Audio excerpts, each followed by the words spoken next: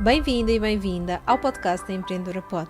Eu sou a Liliana FM e todas as semanas te trago um relato na primeira pessoa das aventuras e desventuras do mundo do empreendedorismo, das aventuras e desventuras do mundo do podcast e não só. Preparado? Preparada? Então, bora lá!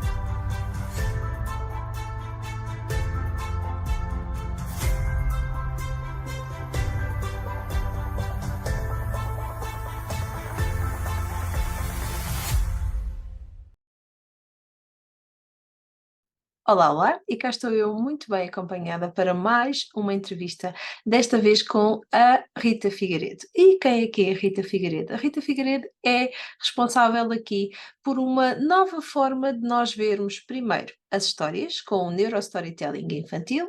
E não só, mas ela depois já nos vai falar um pouquinho mais sobre isto.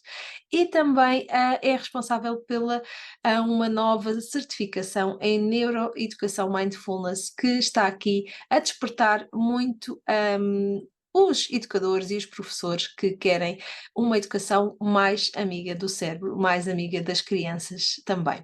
Então, Rita, bem-vinda. Obrigada por teres aceito aqui o meu convite para estares aqui.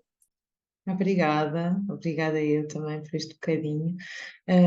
E fico muito feliz de podermos partilhar mais um bocadinho tudo o que está relacionado com podermos partilhar a nossa voz, não é? Com aquilo que tu também nos incentivas. E queria muito também partilhar a importância que tem nós podermos dar voz a tudo isto, não é? Porque isto podia estar tudo numa caixinha, que se nós não comunicássemos com o mundo, não começávamos aqui a gerar sinapses e ebulições em todo lado, e conexões. Portanto, obrigada por podermos estar aqui a partilhar um bocadinho também. Obrigada eu por teres aceito aqui o meu convite. Olha, e vamos começar aqui já por falar nestes neuros, que eu disse ainda em off, que isto eram muitos neuros aqui a funcionar e eram muitos neuros aqui que eu tinha que dizer. Olha, Rita, fala-me um pouquinho, e se calhar vamos começar aqui pela neuroeducação, e por tu juntares aqui também esta parte do mindfulness, que é neuroeducação e mindfulness. ah, Como é que surgiu esta tua ideia de realmente trabalhar a neuroeducação e de juntar-se aqui o mindfulness também? Olha, foi surgindo a neuroeducação especificamente, não a neurociência, mas a neuroeducação especificamente, foi surgindo já na minha intervenção com as crianças. Eu comecei primeiro no caminho do mindfulness, a meditação, até antes de ser mindfulness, antes de fazer esse percurso. E, e desde há algum tempo para cá, há mais ou menos 6 anos, que me dedico a ter esses momentos com as crianças e era sempre muito importante para mim observar o seu desenvolvimento através dos seus comportamentos e atitudes, através das suas expressões. E então, nas intervenções que tinha, através de alguns projetos que fazia nas escolas, também em contexto clínico, fui percebendo que realmente a construção do autoconceito é aqui uma base fundamental e que não se aborda o suficiente, ou seja, nós falamos todos muito sobre autoestima, ainda bem, já falamos também sobre emoções, mas a investigação de forma saudável, ou seja, para nos conhecermos em termos de sistema nervoso, olharmos para nós como um corpo que é um sistema e que interage até com os outros sistemas e com o meio, parece que existe aqui uma desconexão, nomeadamente também na área da educação e até no apoio clínico, ou seja, apesar da ciência saber que nós somos um sistema e que tudo implica, de um lado vai implicar no outro e que todos os comportamentos e todas as circunstâncias que acontecem na nossa vida têm impacto também na saúde, quando vamos ao médico ou quando vamos a algum momento clínico é rara ou nenhuma as vezes que nos perguntam como é que tem sido a tua vida até aqui para perceber até de onde é que surgem determinadas doenças e determinadas manifestações, porque o ambiente é muito significativo para aquilo que acontece com o nosso corpo, não é? As respostas do nosso corpo. E então eu fui percebendo fui sentindo essa necessidade em mim para ajudar as crianças. E então eu já tinha tirado a pós-graduação em Neurociência e Neuroplasticidade e senti que faltava mais, que faltava essa ligação, porque outra das coisas que para mim faz muita falta e que nós precisamos de incentivar é a cooperação entre várias disciplinas. E a neuroeducação é isso mesmo, junta a neurociência, a pedagogia ou a educação e a psicologia. Mas faz-nos ter esta visão cada vez mais geral da educação e não só. Ou seja, eu, quando partilho, hoje em dia também faço apoio clínico, não tanto quanto me dedico à educação, mas porquê? Porque eu sinto que é importante nós estarmos em comunhão com os vários players, não é? Com as várias pessoas que estão relacionadas com as crianças. Tanto que eu partilho muitas vezes que o objetivo daquilo que eu partilho é que chegue ao adulto que tem intervenção com as crianças, seja qual for a intervenção, pode ser uma intervenção na área da educação, da psicologia, da medicina, até do treino desportivo, por exemplo, que é outra vertente que eu tenho vindo a sentir que é muito necessário, porque o treino para crianças é completamente diferente do treino para adultos, e não há essa sensibilidade ainda cá em Portugal.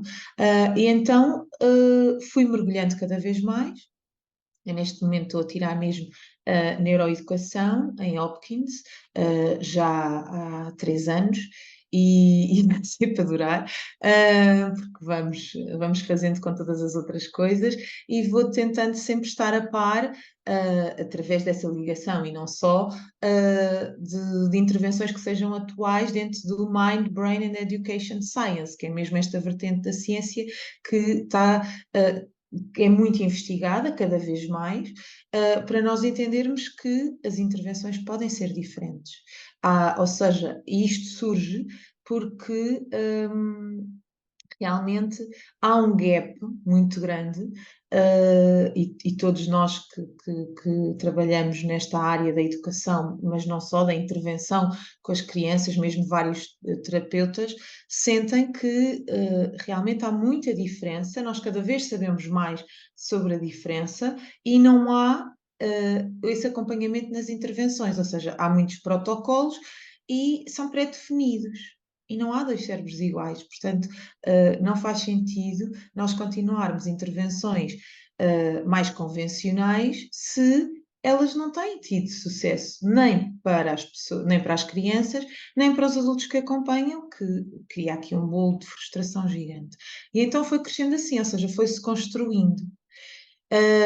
E estes neuros todos, ao início também me assustavam em termos de linguagem, e eu estava tanto tempo assim na minha bolha que às vezes comunicava com algumas pessoas e mesmo em contexto mais privado, e tinha este feedback de que, mas eu não estou bem a perceber onde é que tu queres chegar, o que é que tu queres dizer.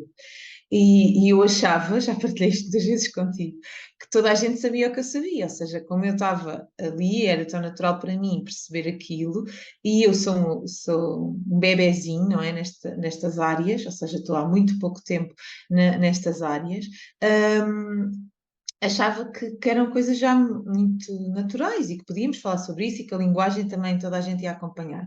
Então foi percebendo que não, que realmente. Pronto, claro que ir-me especializando e ir tirar algumas formações específicas interfere na minha linguagem, na minha comunicação. Não interferia, no entanto, na minha comunicação com as crianças, ou seja, apesar de eu sempre defender, por exemplo, que nós devemos trazer novo vocabulário, que nós devemos fazer investigação na área da ciência com as crianças, ou seja, fazer experiências, explorar, ter esta atitude mais presente e curiosa, é a base do pensamento científico, então a comunicação não interferia aí. E eu percebia que não interferia, porque eu estava naquele momento presente, e tinha essa consciência de que eu estava ali, tanto que muitas vezes, e continuo às vezes a fazer isso, a pedir-me para eu tirar fotos dos momentos, ou para eu registar alguma coisa, e eu tenho muita dificuldade em fazer isso quando estou com as crianças, porque eu estou mesmo ali. E se estou ali a perceber cada um, por exemplo, em contexto de sala, a observar cada um, a partilhar cada um, a conhecer cada comportamento e cada recepção que a criança faz daquilo que eu estou a partilhar com ela, eu não tenho capacidade para estar agarrada ao telefone ou agarrada a outra coisa para estar a registar. E então, para mim, ajudava-me nessa intervenção, na observação, o mindfulness. Além de que é essencial, eu acho que isso é quase transversal hoje em dia também em contexto, e ainda bem que a meditação, a consciência respiratória, nós podermos transmitir algumas ferramentas às crianças que lhes permitam depois no futuro poderem autorregular-se cada vez melhor e também trazerem mais calma, conhecerem-se melhor, foi sendo também muito, muito aceito. Então, foi juntar. Tu há pouco perguntaste porquê que juntei as duas. Porque eu cheguei também a tentar contratar profissionais para trabalharem comigo nos vários sítios e tinha muita dificuldade em encontrar pessoas que tivessem realmente esta visão de união das duas coisas, porque a neuroeducação é extraordinária, mas além de eu sentir que não é preciso tirar neuroeducação para nós estarmos com uma boa intervenção nas crianças, é preciso nós termos termos de tradução, e é um bocado o que eu tento fazer. Sinto que até podemos ter esses conceitos todos, mas se não tivermos uma linguagem, que neste caso eu sinto que é muito partilhada e muito coerente no mindfulness, ela não vai resultar. E vou dar aqui um exemplo, que é, vamos fazer meditação com as crianças todas, ou alguma exploração em termos de emoções, mas começamos por, ai não, não faças isto, não faças aquilo, não chores.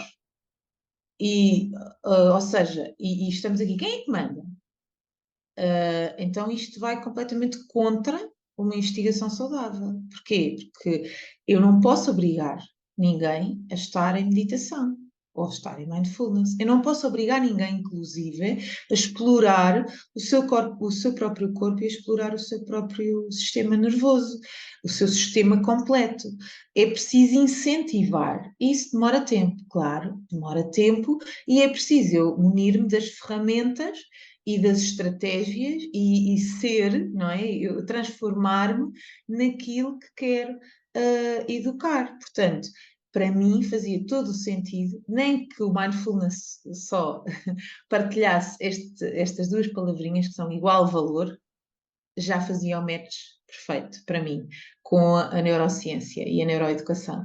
Mas, além disso, ajuda-nos, a nós adultos também, a estar desta forma na vida, não é? Tem as suas atitudes que vão completamente de acordo com a investigação científica nos últimos anos, e então faria todo sentido trabalhar a parte mais técnica, e também depois perceber esta parte de trabalhar cada ser, ok?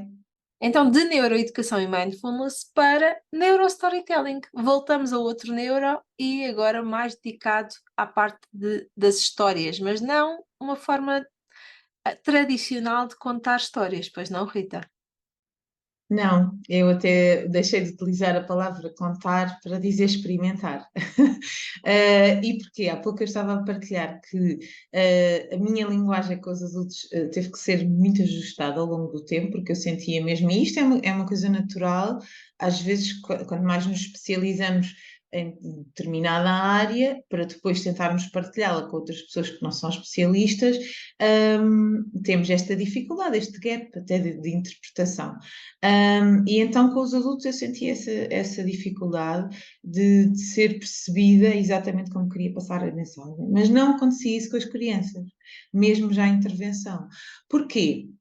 Porque ao entender cada vez melhor, não é, como é que funcionam aqueles pequenos cérebros, como é que funciona o meu, como é que eu me posso conectar melhor, e usando muitas vezes ferramentas que eles já conhecessem de alguma forma, foi fazendo com que eu me dedicasse também cada vez mais às histórias. Isto porquê? Para que houvesse uma intervenção, mesmo e o estímulo à sua própria investigação, que é muito difícil, e é preciso termos esta consciência, fazer isso num universo de hoje em dia que há estimulação para tudo, ou seja, eles estão rodeados de imensas coisas e gadgets e tudo em sala, mas não só, não é? Não há esta relação tão forte com a natureza, mas há com imensas coisas à volta, e nós adultos também temos esta tendência de ter a necessidade de, mas o que é que eu levo para fazer uma meditação, ou uma dinâmica, ou um exercício? E eu dizia muitas vezes, levas-te a ti, não é? Vais tu e aquele momento será para nós começarmos a cultivar. Não quer dizer que não possamos levar outros materiais que ajudem naquela investigação específica, mas é importante entender que para estar nesta investigação de si mesmo e do outro até, nós precisamos é de uns aos outros, não precisamos de mais nada. E então, que ferramenta é que eu podia utilizar melhor do que as histórias? A maior parte deles já conheciam algumas histórias, e então eu ia trazendo esta linguagem e, ao mesmo tempo, tive a necessidade também de ir criando histórias e ir criando uma personagem específica, não é? Neste caso, a Semente de Luz, que me ajudasse a colocar essa gotinha de curiosidade para eles irem depois explorando e podermos ter aqui sempre assunto, até mesmo na organização das próprias sessões com as crianças, esta personagem me ajudava, porque ajudava-me a tirar os pozinhos mágicos, a conhecê-los, a tentar estar atento e pensar, onde é que ela está? No teu corpo, não é? Porque é uma semente que à partida está sempre em cada um de nós, e muitos adultos e às vezes algumas crianças perguntam-me se ela é a sério.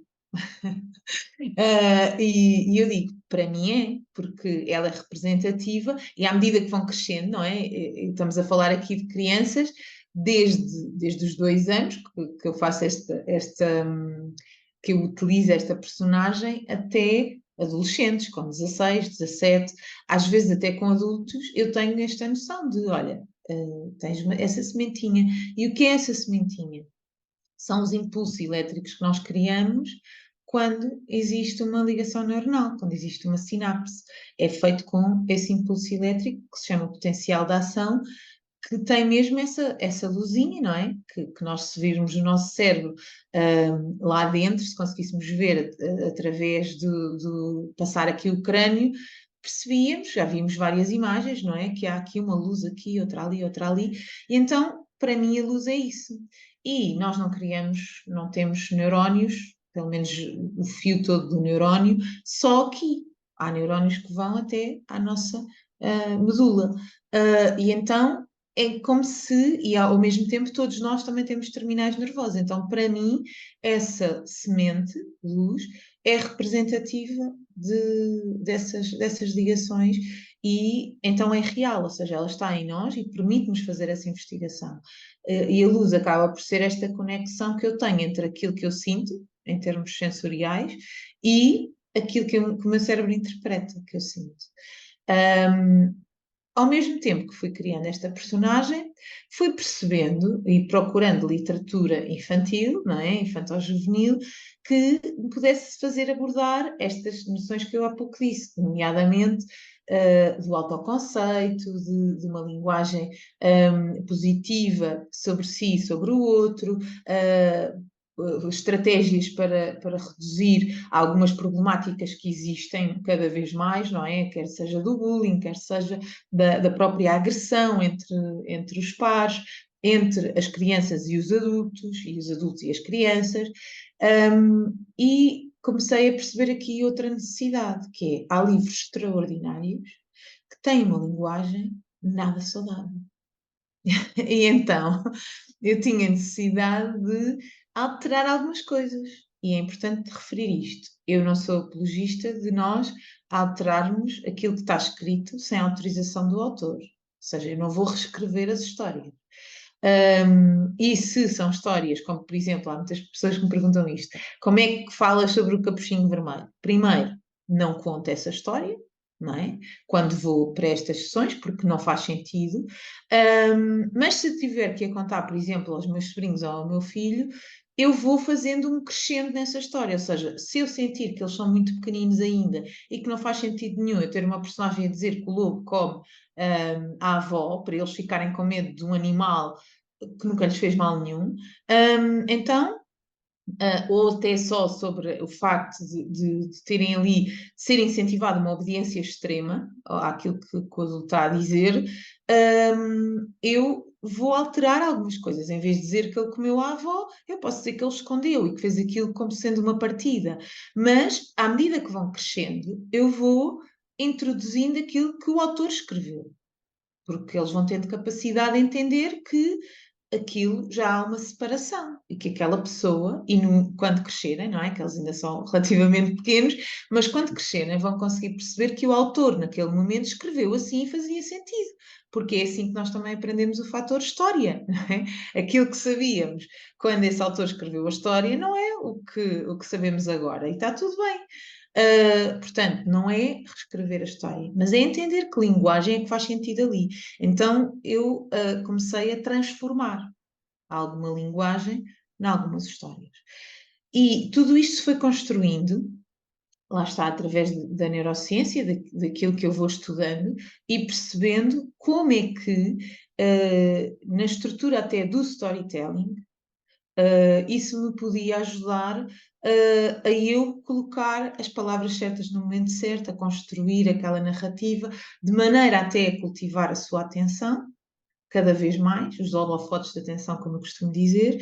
Então, fomos criando esta estrutura. E o neurostorytelling já existia, foi através do marketing, que mesmo trazido para o storytelling, claro, todos nós hoje sabemos a importância de contar histórias até para vender, e sabemos o poder que isso tem.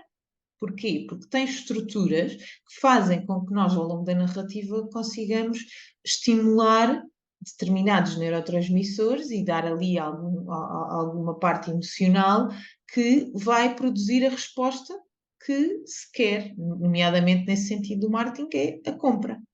E sabemos que se a história tiver um momento de atenção inicial, que a pessoa se identifique e que faça coupling, que é ali quase como um espelho à história, e vá seguindo isso, e que isso tenha momentos de adrenalina e de dopamina, que é trazer ali a satisfação, que a pessoa sinta que há uma resolução daquele problema inicial, vai estar muito mais apta a comprar um produto do que depois no final, do que se for de outra forma. E se usamos isto para o marketing, pensei eu, porquê é que não podemos usar isto com as crianças? Em vez de ser numa linguagem que já se usa, sem termos sequer a consciência de que estamos a usar essa linguagem. Ou seja, há imensas histórias, nomeadamente sobre emoções, que os educadores, que os pais, que os psicólogos, que os vários terapeutas utilizam com a melhor das intenções, mas depois tem lá algumas expressões que não fazem sentido e que, em vez de estarem a ajudar a criança a perceber o que se passa consigo e a aceitar e a poder depois, olha, eu tenho isto, não é? Olha, isto é uma coisa concreta. E vou dar aqui um exemplo. Em relação às emoções, uma das coisas que se tem investigado mais é a necessidade de conhecer as nossas sensações, conhecer o nosso corpo, para percebermos que as emoções são concretas, não é? Como diz António Damasio, se as emoções sem sensações são meras coisas abstratas que andam aqui. E não é isso que acontece com o nosso corpo. Então, precisamos de investigar as sensações, precisamos de investigar o nosso corpo para saber de forma concreta como é que podemos reverter, como é que podemos autorregular, como é que podemos utilizar aquela emoção para a ação positiva e etc. E a maior parte dos livros que abordam as emoções não aborda isto. Não é uma questão, fica no, não é quase o que é que pensas que sentes, em vez de ser o que é que sentes naquele momento. E então fui transformando isto, e daí trazer o neurostorytelling para os livros infantis, para as histórias infantis. O que é que eu percebi também? E ainda ontem estava aqui, os meus alunos estavam em grupos a fazer um trabalho, e eu fui a alguns grupos, e agora estamos nessa fase também, no Neurostorytelling, no curso que está a acabar, porque a proposta era criarem então uma história a partir de um problema que eles identificassem nas crianças, e que a história ajudasse a resolver. E então partilhei com eles, quer dizer, esta estrutura que o Neurostorytelling nos dá ajuda-nos mesmo a criar uma forma de pensamento de resolução de problemas, em qualquer circunstância, e com uma linguagem que eles conheçam. Então, daí que eu nunca tive dificuldade em transmitir às crianças as coisas mais complexas, em termos de ciências e em termos de comportamento, porque lhes trazia a esta criatividade e a esta noção de problema, ação, agitação, solução, que é a estrutura básica de uma narrativa, é storytelling, e isso fazia sentido para eles, através de uma necessidade, como eu digo, do expressoscópio deles, irmos resolver isso. E pronto, e assim surgiu, e surgiu daí o podcast, e surgem, não é, contos infantis, e surge cada vez mais ligação, e hoje em dia muitas pessoas que vêm tirar este curso comigo, do Neurostorytelling, percebem a necessidade que há de observar a história de outra forma, de observar a história como sendo alguma coisa que está a impactar tanto aquela criança e que eu não tinha consciência a maior parte das vezes. Como digo eu, digo a população em geral. Então andamos aqui muito fascinados com este mundo de possibilidades. Sem dúvida, e traz aqui um fascínio fantástico. E trouxeste a luz, a semente de luz também aqui para o podcast, não é? E foi realmente aqui que eu diria que talvez que tudo começou aqui a agitar ainda mais aqui também a tua vida e o teu negócio. Queres explicar-nos um pouquinho como é que surgiu esta ideia de trazer a luz para o podcast?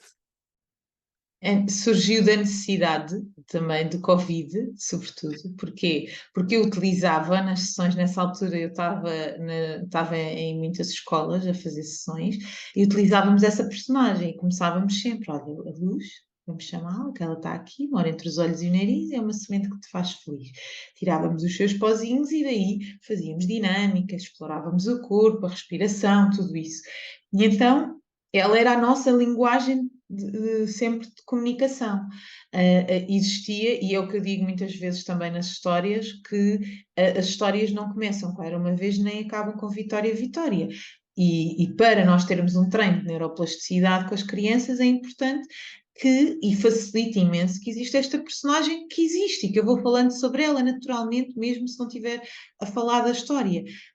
Que é, olha, eu ontem à noite tinha uma dorzinha, era a luz que estava ali naquele sítio a dizer-me tem cuidado, ou vai buscar gelo, ou não sei o quê. E eles usam isso, não é? Ela está em mim, então vamos andar aqui a investigar onde é que ela está. E quando surgiu o Covid, nós tivemos uma tentativa de continuar a comunicação, não é? Mas em casa, ainda mais num momento de tanta ansiedade, tanto stress, de medo. Então conseguimos, com alguns educadores e alguns professores, manter algumas rotinas, mas para isso era preciso existir ali também uma conexão e uma forma de estar comigo. E eu não defendia que essa forma fosse mais um vídeo, mais uma estimulação ali de ecrã, tendo em conta que aquela fase já foi muito complicada nesse sentido.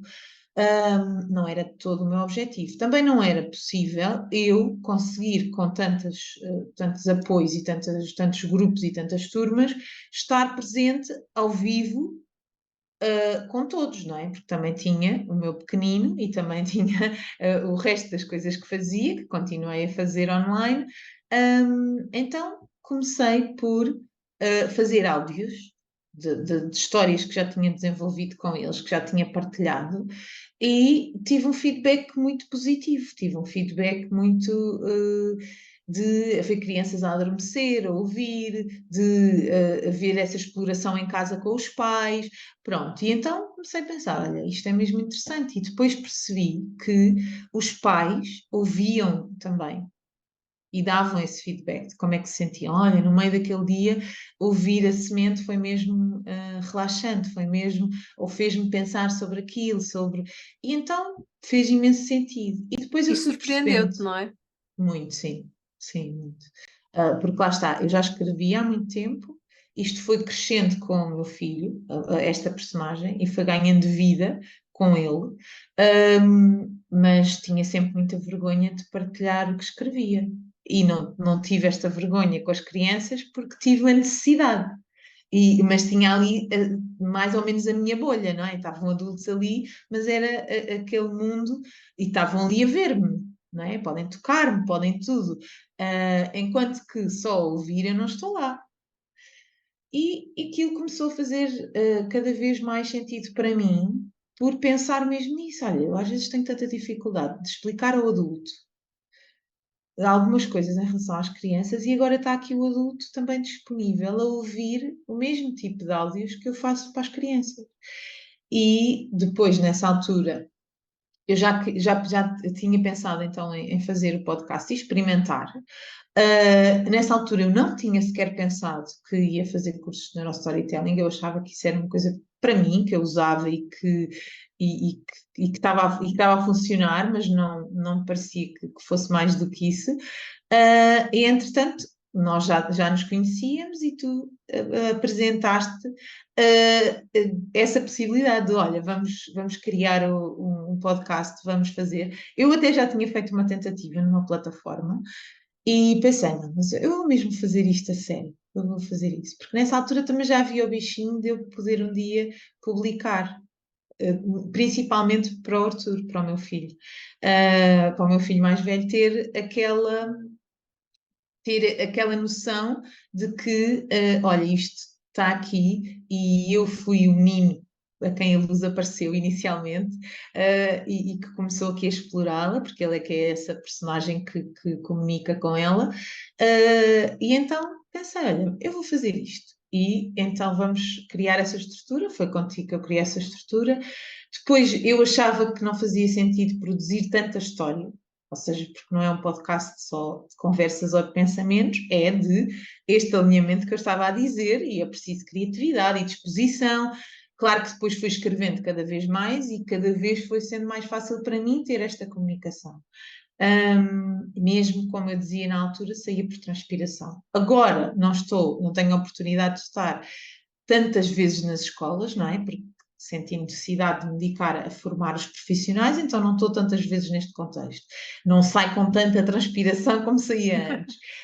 Mas basta eu ter aqui o momento, agora até, por exemplo, nas férias com o meu filho e com os meus sobrinhos e com as primas, e então sai, ok? Exatamente. Olha, e fala-nos também um pouquinho que, no fundo, o pó de luz, não é?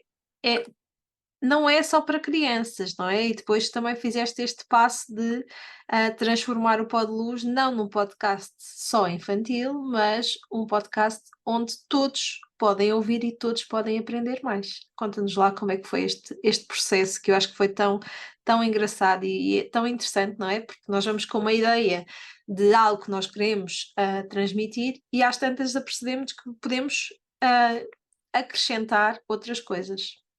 Sim, vai criando camadas, acho eu. E aqui foi muito isso, ia fazer uma história todos os dias, todas as semanas, e partilhar isso.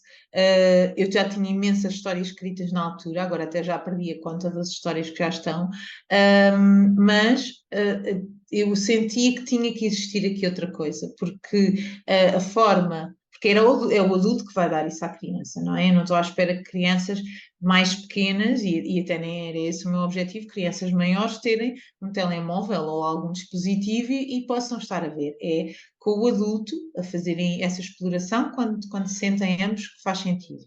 E então fazia falta aqui esta ligação.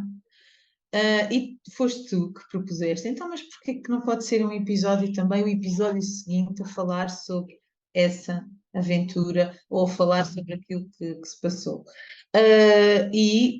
Foi isso mesmo, eu comecei a escrever o segredo por trás de cada aventura. E a partir daí, todas as aventuras tinham a forma como o adulto conseguia tirar significado daquilo, porque muitas vezes o adulto tem imensa dificuldade em entender que não é preciso estarem ali as linhas todas explicadas e as entrelinhas para a criança, para aquilo fazer sentido para a criança. E eu digo muitas vezes isto, que nós temos uma diferença de um córtex pré-frontal desenvolvido e que devemos treinar, que não é que a criança tenha muita dificuldade e que nós é que temos a facilidade toda. É o contrário, são momentos diferentes. A forma como ela encontra significado é diferente daquela como nós encontramos significado. Há uma melhor ou pior? Na minha opinião, não há. É diferente, não é?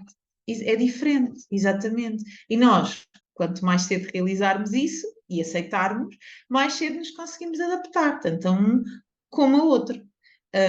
E o facto de, de podermos ter esta parte também me ajudou muito e ajuda o adulto a entender que a imaginação, e cada vez a neurociência também estuda mais e investiga mais sobre isto, e tem conclusões cada vez mais brilhantes, no sentido de, olha, isto é mesmo por aqui o caminho, que haja esta noção de que a imaginação faz com que nós consigamos mudar alguns caminhos neuronais, faz com que nós consigamos mudanças fisiológicas, quase como se fosse um efeito placebo.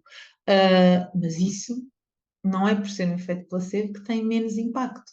Então, vamos utilizar isso logo desde cedo e pronto, e juntámos aí essas duas vertentes e tem sido uma viagem muito interessante. É verdade, é verdade. Então juntamos as duas vertentes e o podcast foi lançado. E surpreendentemente, não é, Rita, relativamente às expectativas que tinhas, foi realmente muito bem recebido por parte das crianças e dos pais e dos adultos que trabalham com crianças. Como é que tem sido esse feedback? Que eu acredito que tu continuas a receber aí feedbacks das pessoas que ouvem. Sim, logo nos primeiros meses foi mesmo assim inesperado e um impacto mesmo muito positivo, porque logo passado 3 meses recebo a mensagem de que estava a ser o podcast mais ouvido de histórias infantis.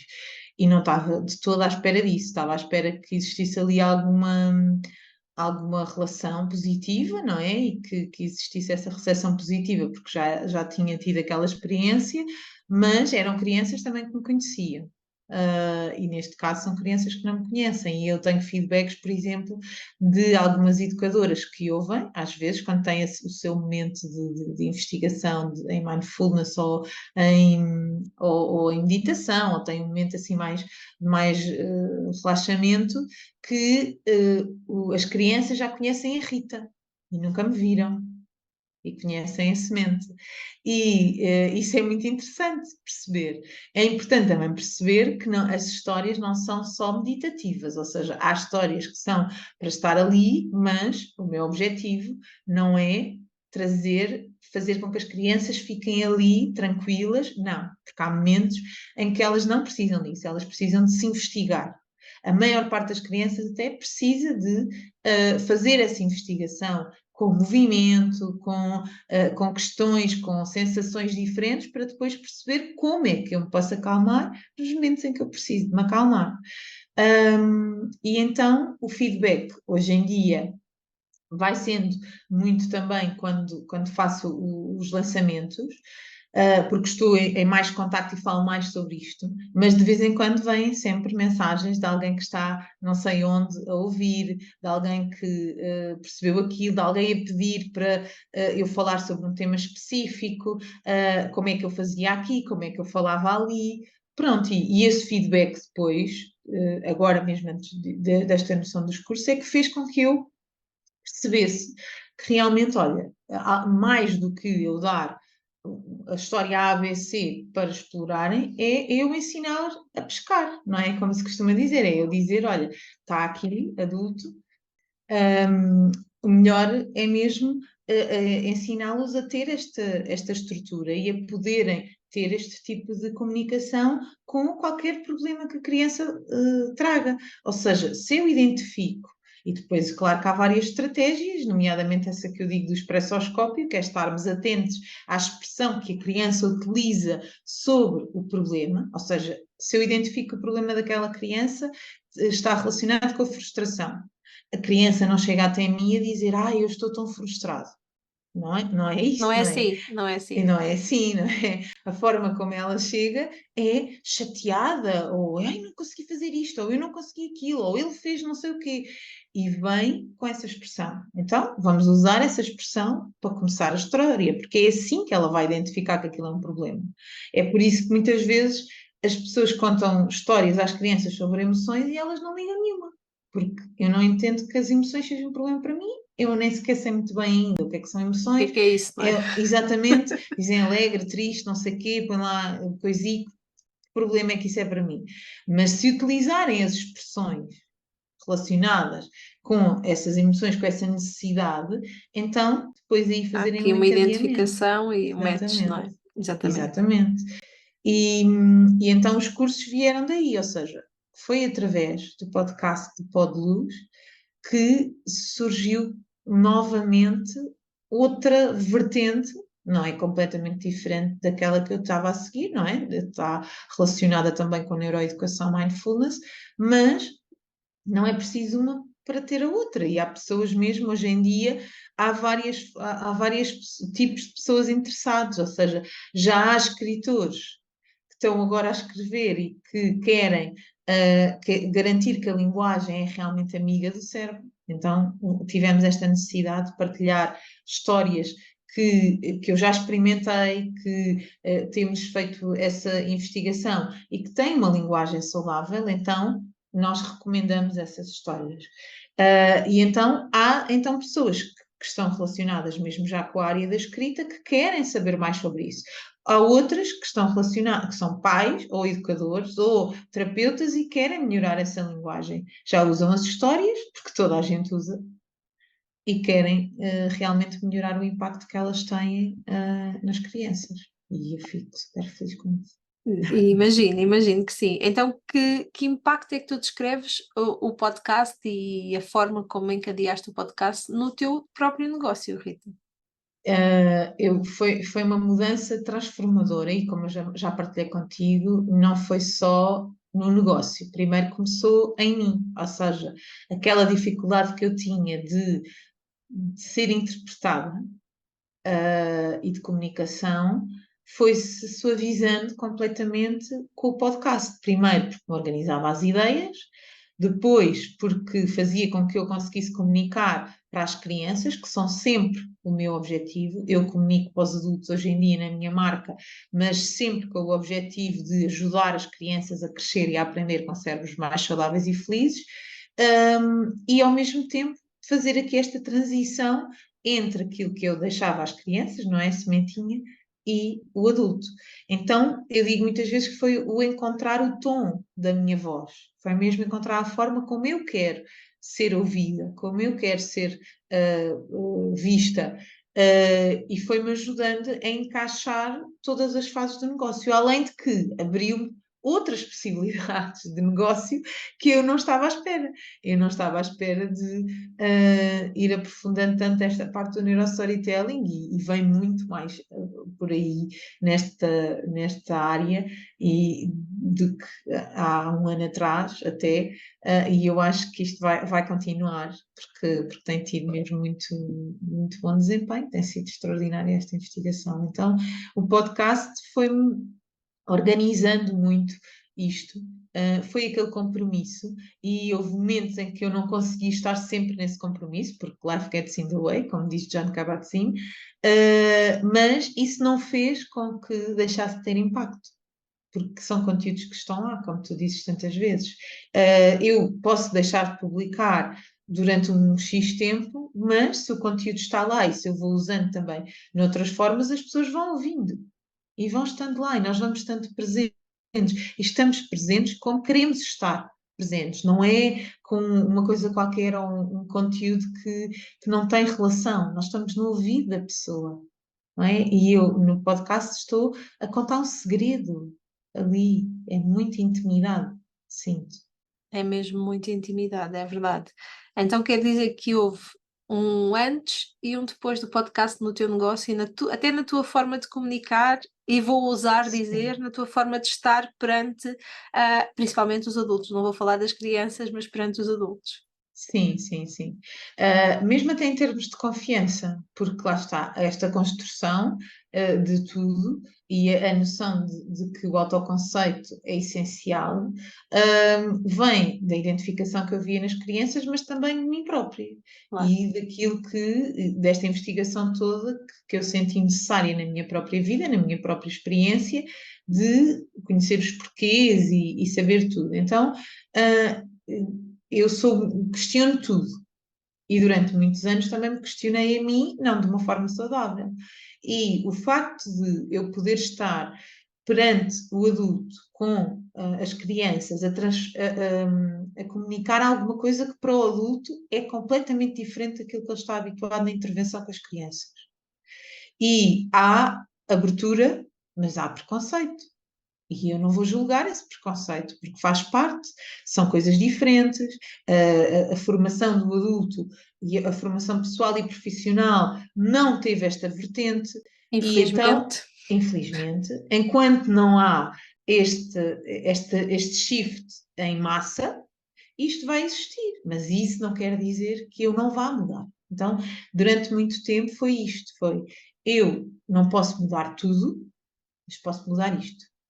Posso mudar aqui, neste momento, enquanto eu estou com estas crianças, e é esta a comunicação. Então, como eu comecei a organizar cada vez melhor, quer os conteúdos para o podcast, quer as histórias e a forma como eu ia comunicar e fazer esta comunicação toda, isso também me foi dando confiança. Lá está. Não na comunicação com as crianças, que eu já percebia que funcionava, mas na transmissão para os adultos e na relação com os adultos, que muitas vezes existe este preconceito que as coisas, e na educação, infelizmente em Portugal ainda existe muito isto, que para nós termos sucesso com as crianças, temos que ser autoritários, temos que nos impor.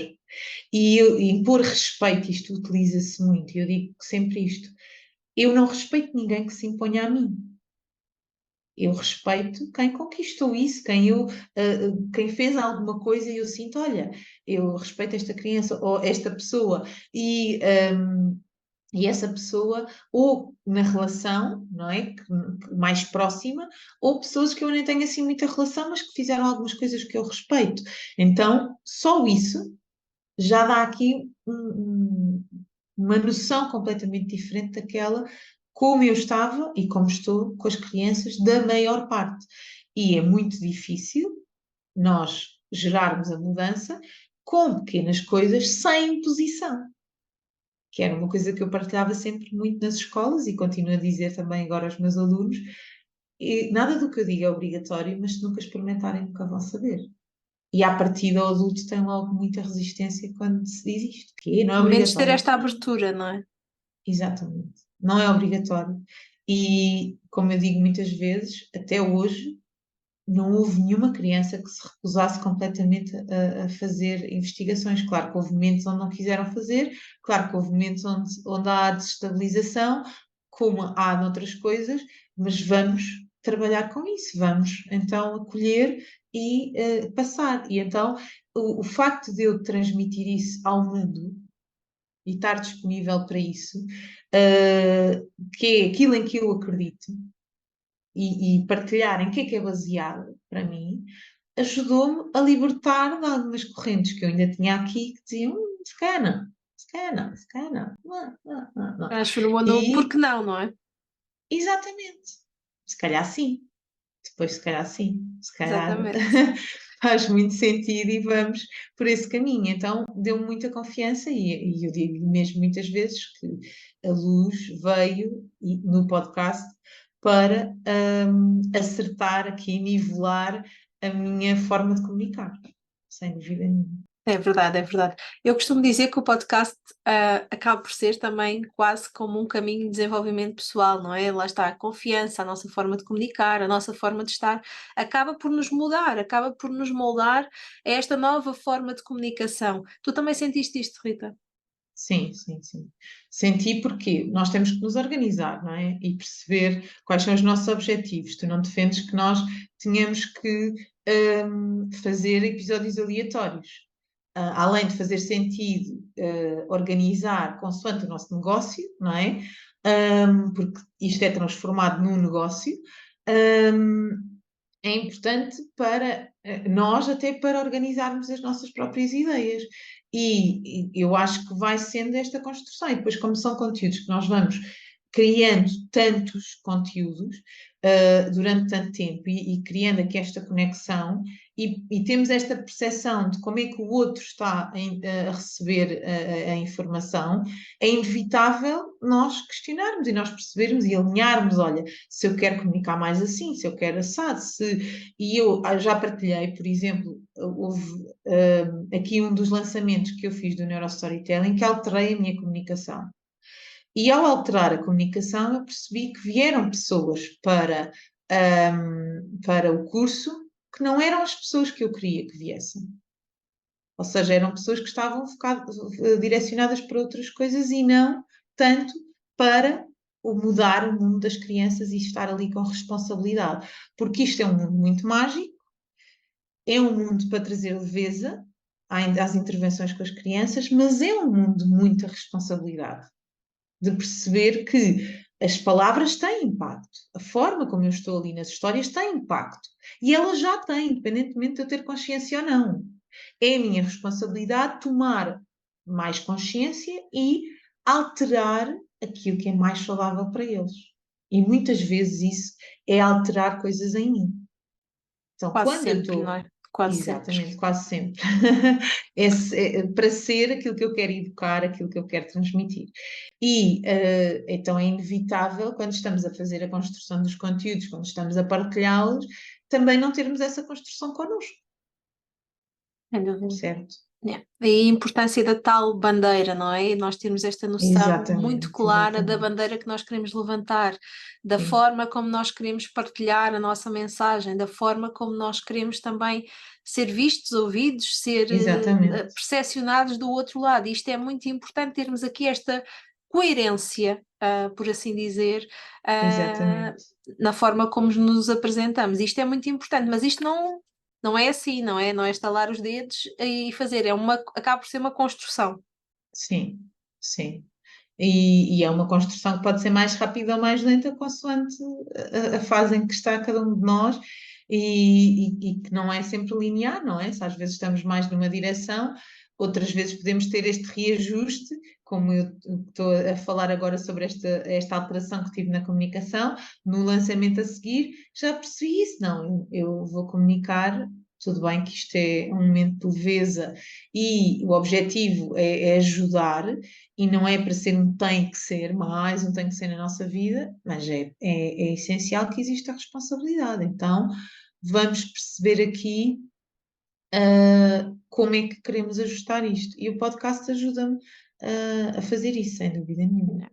E acima de tudo, o que eu acho das coisas mais extraordinárias que o podcast tem é que ele se vai adaptando também à nossa caminhada, à nossa jornada dentro do negócio. Rita, há por aí novidades? Queres partilhar um bocadinho connosco o que é que vem aí de novidades? Sim, sim, sim. Faz, lá está, nesse sentido de ser construção, nós depois percebemos que, consoante a fase em que estamos, quer no negócio até na vida, direcionar. Então, eu senti necessidade também de, como na altura que eu criei o Pó de Luz, o meu contexto era a intervenção nas escolas, nas clínicas, nas famílias, com as crianças ali.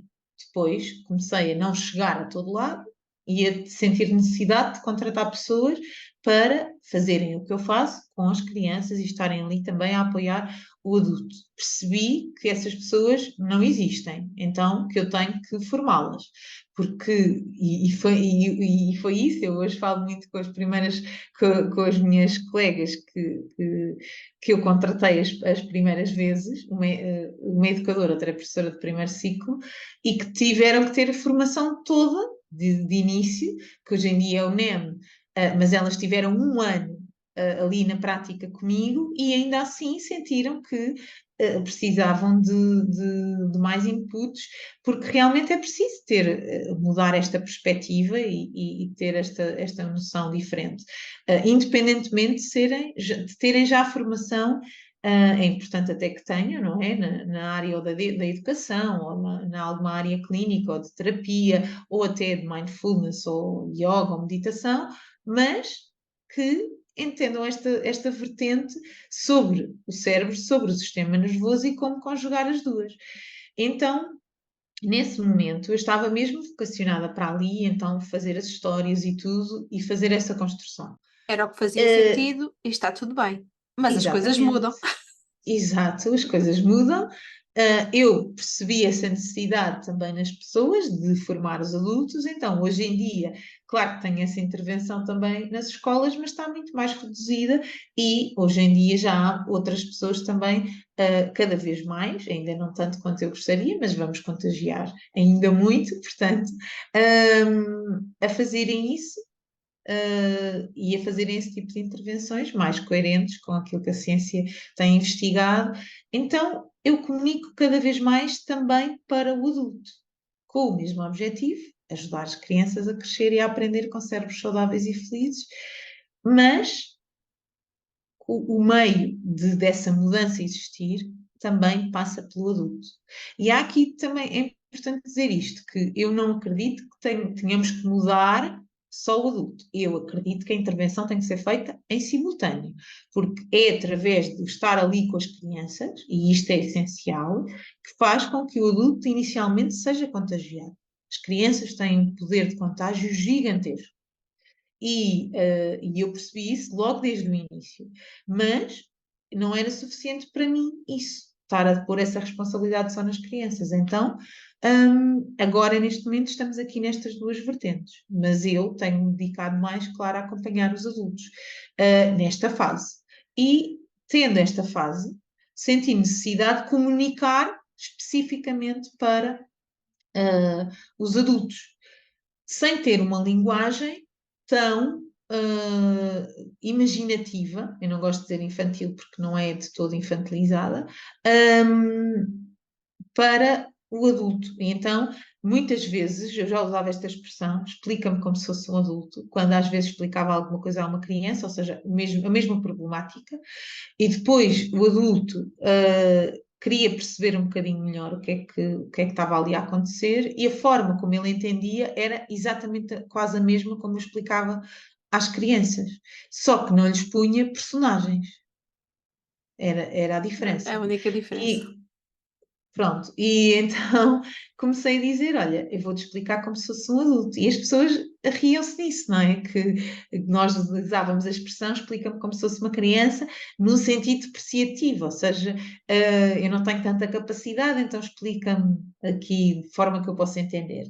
E eu percebi que o adulto também tem a sua dificuldade de chegar lá, nomeadamente de entrar nesse mundo de entendimento e de significado que a criança tem. Como estávamos a dizer há pouco, não são um melhor que o outro, são diferentes. E o adulto precisa de perceber qual é esse mundo. Como é que eu chego lá? Porque lá está, tem muito boa intenção, a maior parte das vezes, mas depois está a explicar alguma coisa à criança com o seu córtex pré-frontal ali, com tudo organizado em termos cronológicos e não sei o quê, e para a criança aquilo não faz sentido nenhum. Quando se estivesse a fazer uma viagem numa aventura e a perceber ali desafios, e como é que conquista os desafios, como é que os ultrapassa, fazia muito mais sentido para ela.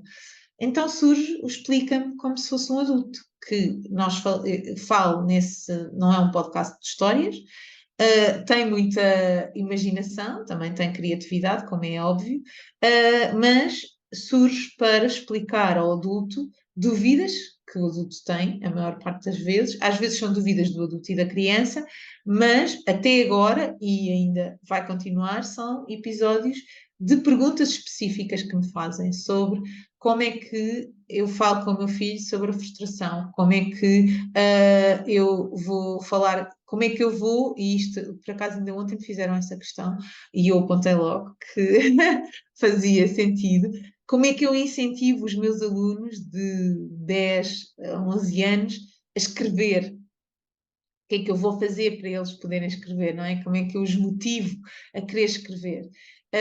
E então são questões práticas que os educadores, os terapeutas, os pais têm nas intervenções com as crianças e sentem que não há resposta. E muitas vezes, quando fazem estas questões, acham mesmo que não há resposta, porque as abordagens convencionais não responderam a elas. E então surge essa outra forma de comunicar, que eu fui sentindo também necessidade de expressar e que muitas vezes entendi no último ano e meio, talvez, que estou sempre a falar neste registro, estou sempre a explicar este registro. Então, se estou, vamos pôr num podcast de organizar ideias e agora é perceber o que é que vem mais daqui. Sem dúvida. Então, se há esta necessidade, vamos colmatar esta necessidade com o podcast. Isto não quer dizer que tu tenhas abandonado o Pó de Luz, pois não?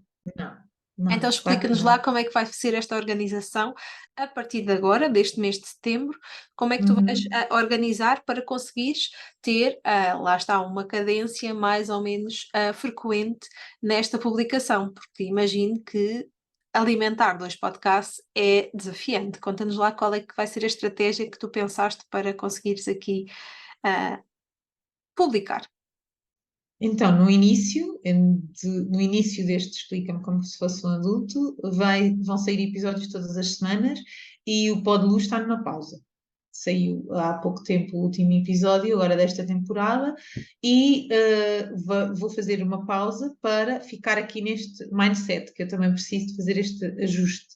Um, Sinto isso mesmo até quando faço a transição do Neurostorytelling para o NEM, que é a Neuroeducação Mindfulness, e então também senti esta necessidade de estar aqui focada no Explica-me como se fosse um adulto. A partir de outubro, o Explica-me como se fosse um adulto vai ser quinzenal, ou seja, todas as semanas nós vamos ter, de 15 em 15 dias vão sair novos episódios, e o Pó de Luz, a partir de outubro, vai sair um episódio por mês, de alguma coisa que faça sentido naquele momento que está ali a acontecer, e isto está muito relacionado também com o feedback que eu vou tendo. Por exemplo, o último episódio que saiu do Pó de Luz foi sobre a Gruta da Tristeza e não foi o primeiro, mas se calhar foi o mais direcionado. Episódio que eu escrevi que não é para todas as crianças ouvirem, porque nem todas as crianças vão até essa gruta, ainda bem.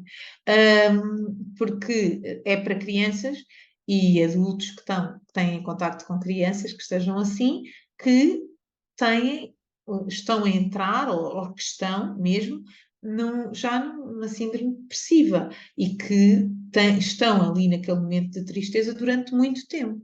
Enquanto que, noutras circunstâncias, o Pó de Luz tinha a intenção de chegar a todas as crianças numa linguagem que fizesse bem para todas, apesar de surgir também com questões e com casos específicos, este não. E a intenção será cada vez mais essa, que é, então vêm estes problemas específicos, nomeadamente, por exemplo, episódios para crianças com algum tipo de perturbação, com questões que vão surgindo, tanto da interação com as crianças como da interação com o adulto. Então, vai ser mais focado para então essas situações específicas, até porque agora já tenho um rol também de investigação em termos de emoções maior, porque depois disto o Pó de Luz também fez com que eu criasse um dos cursos que me deu mais prazer criar até agora, que eu sinto, e agora? Emoções trocadas por miúdos, e é o que eu chamo de enciclopédia de emoções, porque fala de cada uma delas, tem uma história para cada uma delas. Algumas histórias são da Semente Luz, outras não, são da minha autoria e já são diferentes, têm outras personagens, mas aborda as emoções e tem lá já, explica-me como se fosse um adulto, para o adulto perceber como é que vai abordar aquilo com a criança, como é que vai usar aquele áudio da história para depois trabalhar aquela emoção, trabalhar aquilo com a criança. E isso também surgiu do Pó de Luz, e eu também já tenho algumas ideias para o Explica-me como se fosse um adulto, criar aqui outros produtos e outras coisas. Então, no fundo, o podcast tem inspirado também e tem-te impulsionado a criar muito mais coisas dentro do teu negócio. E tem sido aqui uma fonte de um combustível, por assim dizer, para o teu negócio. Sim, sem dúvida nenhuma. Porque vai muito ao encontro daquilo que estavas a dizer do nosso crescimento, não é? É uma forma quase de nós estarmos ali a criar um journaling também, mas esse journaling tem feedback do outro. Tem ali a outra pessoa a ouvir e também a trocar informação e nós percebermos como é que é. Eu às vezes uso o pó de luz e agora também já usei este do Explica-me como se fosse um adulto, quase como se fossem comprimidos. Eu não gosto, sempre a dizer isto, eu não gosto de dar pensos rápidos. Gosto de intervenções coerentes e que sejam consistentes com as crianças. Há muitas pessoas que estão focadas ainda, da ferramenta para isto, diz-me uma dinâmica para aquilo, um exercício que eu possa fazer nesta circunstância. Digo, não, nós temos que ser, e isso dá trabalho, e isso é preciso permitir-nos e ter essa consistência com as crianças. Não é por eu fazer uma dinâmica aqui, isoladamente, que vou resolver o problema, não é? Mas muitas vezes, quando me fazem questões específicas, eu tenho esta noção de dizer: olha, eu falo disto no episódio X e Y, vai ouvir. Então, tens aqui este comprimido, vai ouvir e depois ouve o segredo por trás da história, quando estou a falar do podcast, para perceberes o que é que está ali a ser tratado. Melhor. E dessa forma já entendes como é que a tua comunicação pode ser com as crianças, em vez de estar só focado no dá-me aqui um exercício ou dá-me aqui uma dinâmica para eu aplicar com as crianças. E explica-me como se fosse um adulto, também já está a ter essa função quase de comprimidozinho de olha, eu já fiz essa explicação, vai ouvir. É muito engraçado utilizar essa expressão de comprimido, é quase como se fosse aí o penso rápido, como tu explicas, mas que acaba por ter aqui algo que é passado aqui com mais tempo e a pessoa de ouvir aquele episódio de certeza que vai ouvir outro e outro e outro e que vai Sim. acabar por ajudar a compreender muito mais. Olha, Rita, então, e aqui para terminarmos aqui a nossa conversa. Já falámos um bocadinho como é que o podcast mudou realmente o teu negócio e como é que alterou até a tua forma de comunicação e a tua confiança, no fundo, para comunicares com os adultos. O que é que tu dirias a alguém que neste momento está a pensar, podcast sim, podcast não, será que o podcast vai servir para o meu negócio? O que é que tu lhe dirias? Eu diria que sim. Primeiro porque, como tu disseste, não está relacionado tanto com o tipo de negócio. Eu acho que isto se pode aplicar a qualquer um, porque os negócios são feitos por pessoas e as pessoas têm visões, têm formas de acreditar e estão à procura de outras pessoas que acreditem também, e as outras pessoas também estão à procura, não é? Os clientes também já estão à procura, e o podcast é uma forma de estar presente. E já partilhámos isto muitas vezes, e ainda há pouco também eu falei sobre isso. Hoje em dia há aqui um ritmo muito frenético de estar em todo lado e de estar nas redes sociais todas e sempre com muita consistência e ter aqui tudo. E nem sempre isso é coerente com aquilo que nós estamos a trabalhar, com aquilo que nós estamos a implementar. Por exemplo, no meu caso, não é coerente para mim. Eu trabalho com crianças, mas não é coerente para mim, por exemplo, expor essas crianças. Nem os filhos dos outros, nem os meus. Não quer dizer que não exista uma partilha sobre aquilo que é feito ali, mas que isso não tenha exposição. Também não fazia sentido para mim estar constantemente a colocar tudo nas redes sociais se eu estou a apreciar e a querer cultivar o momento presente. Então, há momento para tudo. Mesmo à parte das redes sociais, esta noção de marketing e do ver e do ser visto é essencial hoje em dia.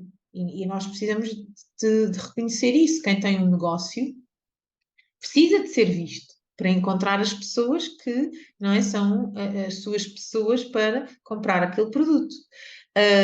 E escolher as formas como eu quero ser visto, a forma como eu quero ser visto, a forma como eu quero ser ouvido, faz parte da organização desse negócio. Porque eu posso estar em todo lado, ainda assim estou a ser vista, mas será que estou a ser vista exatamente como eu quero ser?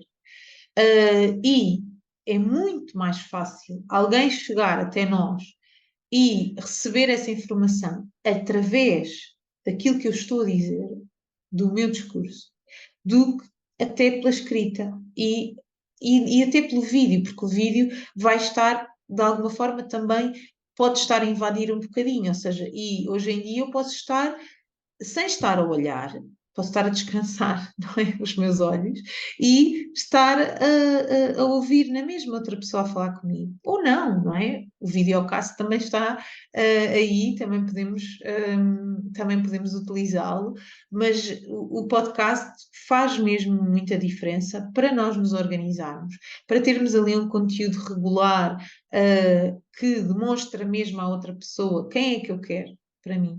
É muito fácil se uma pessoa não se identifica com a minha linguagem, e, por exemplo, no meu caso, está aqui muito no mundo do autoritarismo, muito fechado e tudo, e não tem ali aquela restezinha de ser contagiado ou precisaria de mais tempo, não, isto não faz sentido para mim. E acabou, não é a minha persona, não é aquela pessoa que está ali para mim, mas outra pessoa que ouve e que está alinhada com aquilo que eu acredito ou quer se alinhar, então está-me a ouvir. Não é alguém que está a escrever por mim, um copy. Sou eu que estou a dizer aquilo e é pelas minhas palavras. Então, até neste sentido de interpretação, é muito mais fácil a pessoa chegar. Não quer dizer que eu não tenha conteúdos nas redes sociais, outros conteúdos, mas que este possa ser um encadeamento. Portanto, se estás desse lado e estás nesta dúvida, vou criar o podcast ou não para o meu negócio, eu também partilho-te que é sempre positivo experimentar. Se nunca experimentares, nunca vais saber. É aquela questão. Mas sabendo que é uma organização de ideias e daqui podem surgir muitas outras e chegar a outras pessoas onde tu não poderias ter chegado tão facilmente de outra forma.